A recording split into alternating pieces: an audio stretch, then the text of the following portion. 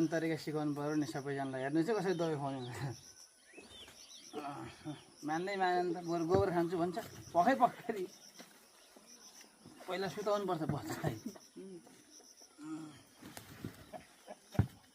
Vitamin खुवाउनु नि मान्दैन यहाँ चाहिँ। बरु गोबर मुखमा पैसोको जिब्रो लुगा हेर न।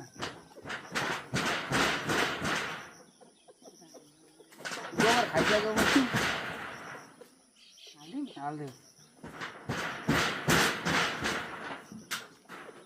बनाएर ल। पहिला यो सुतेको हो सुताउनु त पर्दैन।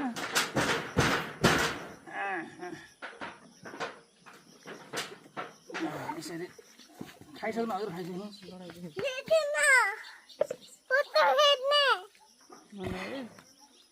ओके सबैजना सिक्नु होला तरिका यसरी।